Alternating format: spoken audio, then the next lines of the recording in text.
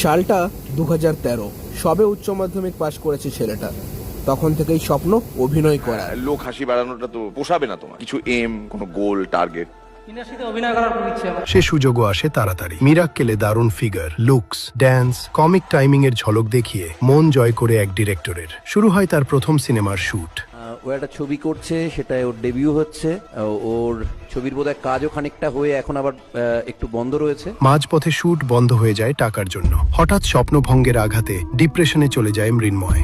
But show must go on. Audition দেওয়া, portfolio জমা দেওয়া, সব চেষ্টা চালিয়েও 3-4 বছরেও কোনো কাজই পায়নি সে। শেষমেশ ফিল্ম লাইনের হাত ছেড়ে কলকাতায় ড্যান্সের ডিপ্লোমা কোর্স করে নিজের শহর রাজার শহর কোচবিহারে এসে ডান্স একাডেমি খোলে আর ইউটিউব চ্যানেল খুলে আপলোড শুরু করে ড্যান্স আর স্ট্যান্ড আপ কমেডির ভিডিও। আর সেখানেই ঘোরে তার ভাগ্যের চাকা। কমেডি ভিডিওগুলো খুব কম সময়েই ভাইরাল হতে শুরু করে, কারণ ন্যাশনাল কমেডি শোতে 1 বছর পারফর্ম করার এক্সপিরিয়েন্স ছিল যে তার। সেখান থেকেই আমাদের মৃন্ময় দাস সারা বাংলায় হয়ে ওঠে সিনেবাপ নামে খ্যাত।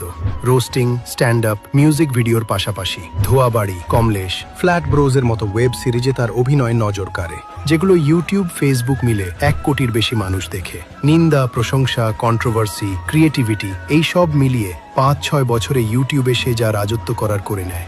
এবার সে পা বাড়ায় তার অসম্পূর্ণ স্বপ্ন হিরো হওয়ার দিকে। সিনেবাপ পা বাড়ায় সিনেমার দিকে। প্রায় 2 বছর নিজেকে ঘষে মেজে খাঁচা সিনেমার ট্রেলারে এমন ভাবে সে আত্মপ্রকাশ করে। তোরা যেই প্রেসারে মারছিস ওই প্রেসারে তো আমার মুখ তো বেরোয় না। জোরে মার।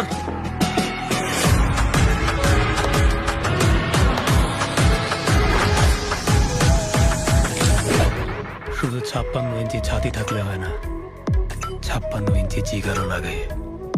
আর যার জিগার থাকে তার ট্রিগারের প্রয়োজন হয় না।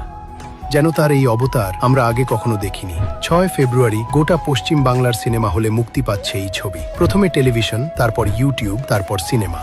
সময় খারাপ এলে, ডাউনফল এলে এই ছেলেটা নিজের প্ল্যাটফর্ম বদলে নিয়েছে, কিন্তু নিজের অরা কখনো শেষ হতে দেয়নি। মৃন্ময়দার কাহিনী যেন আমাদের মতো যে কোনো মধ্যবিত্ত ফ্যামিলি থেকে উঠে আসা, চোখে বড় স্বপ্ন নিয়ে এগিয়ে চলা ছেলে মেয়েদের কাহিনী। এ কাহিনী যেন হার না মানার কাহিনী। এ কাহিনী যেন আমাদেরই পাশের বাড়ির ছেলের কাহিনী। তাই আমরা গর্ব করে বলি, নো চাপ, অনলি সিনেবাপ।